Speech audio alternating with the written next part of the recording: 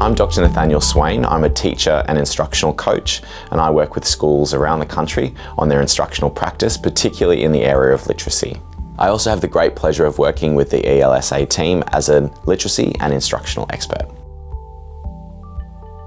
So it's really important to remember when you first show things to students that you are really explicit, that you model, you allow them to see exactly what you're doing and to see the reasons behind what you're doing as well. So demonstrating and showing how words can be broken down into sounds and then built back up together to make words is really vital. But just because you've taught it once and students have shown proficiency once doesn't mean they have it forever. So what we're looking for is increasing automaticity with the building blocks and then increasing proficiency with all of the component skills such as single word reading, single word spelling, and then sentence reading, sentence spelling as we move up towards connected text. So students need to have lots of opportunities to actually start to forget what they've learnt in previous days or previous weeks and allow the review process at the start of every lesson to do that retrieval practice. So in order to conceive something, you have to retrieve it. So students can't just be told something and nod their heads or say it after the teacher has said it. They need to independently go through that process, increasingly moving towards leading that sort of work.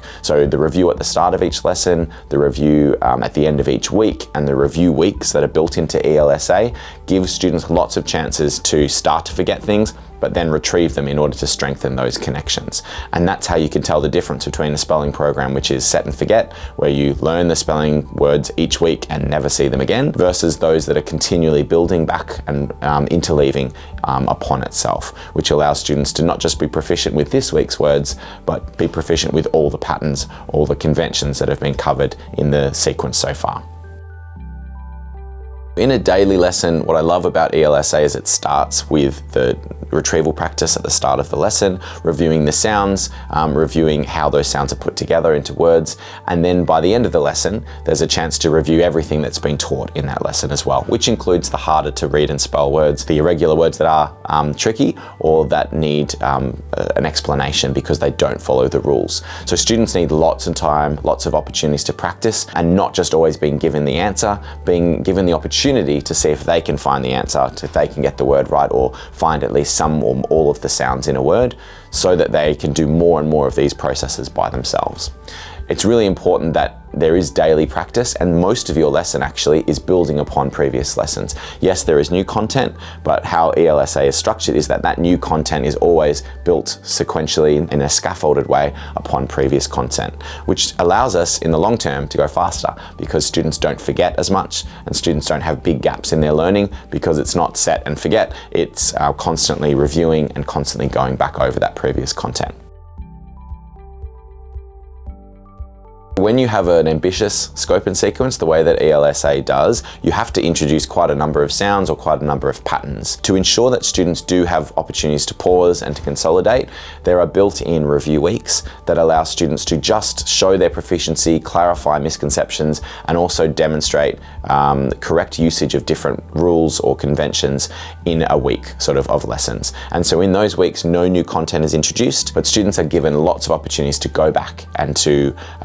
show their understanding and also increase their proficiency by getting lots of targeted feedback. So the forgetting curve is a very old concept that a German psychologist, Ebbinghaus, discovered, which showed that there is a huge amount of forgetting that occurs after first learning something. So the first introduction to something, we need to actually review so that students are less likely to forget it completely. Because if you've learned something once, even if you've shown proficiency, the forgetting curve says that you'll basically dwindle down to 50, 40, maybe 30% retention if you don't ever look at it again in enough time. Each time you review though, you don't have to do as frequent retrieval practice because each review actually helps students consolidate and strengthen those memories for longer. So you can counteract the forgetting curve by doing adequate spacing of your learning and retrieval practice throughout that learning process.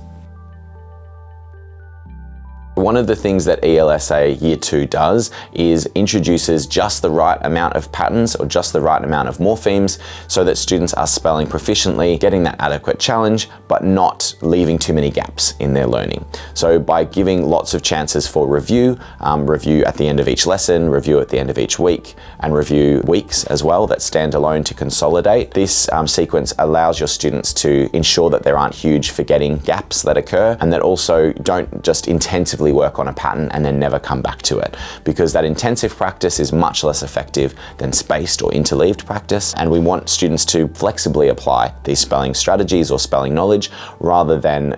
rigidly following one pattern and then not being able to use it appropriately when another pattern intersects with it.